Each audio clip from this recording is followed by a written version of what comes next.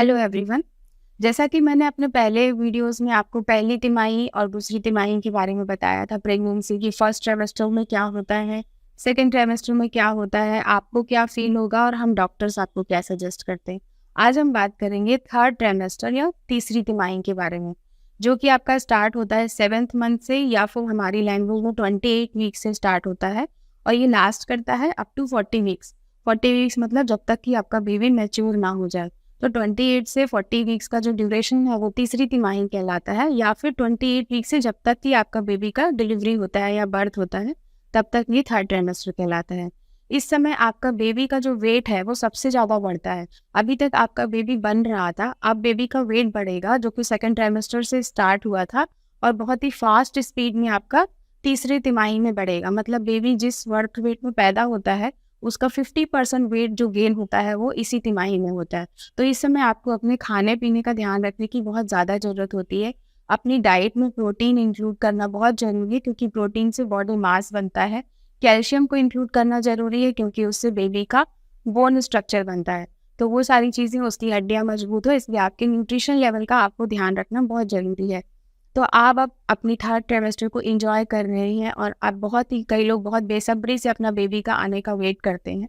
तो इसको एंजॉय करने के साथ साथ बहुत सारी प्रॉब्लम्स भी होती हैं, जैसे कि कई पेशेंट्स को कंप्लेन होती है पैरों में सूजन की। तो वो थर्ड ट्राइमेस्टर का एकदम नॉर्मल सिम्टम्स है, क्योंकि जो ब्लड है वो ब्लड सर्कुलेशन थोड़ा सा डिस्टर्ब होता है because of the baby weight और आपका जो यूट्रस का जो वेट है उसकी वजह से। तो इसीलिए आपका जो पैरों में सूजन हो सकती है, आपको चलने में और सीढ़ियाँ चढ़ने में तकलीफ हो सकती है, लो बैक पेन की शिकायत हो सकती है, कभी कभी आपको ब्रीदिंग डिफिकल्टी है जिसको हम लोग बोलते हैं सांस लेने में भी तकलीफ होती है because of the baby weight. तो ये सारे सिम्टम्स से घबराने की जरूरत नहीं है, एकदम नॉर्मल है।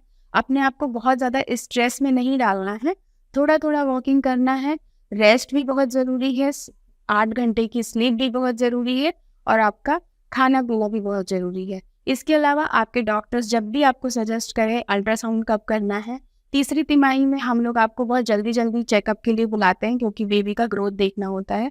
तो शुरू में हम लोग जैसे हर मंथ में बुला रहे थे, अभी हम आपको हर 15 दिन में कॉल कर सकते हैं, कभी कभी हर हफ्ते में, लास्ट 9वें महीने में हर हफ्ते में चेकअप की ज़रूरत होती है।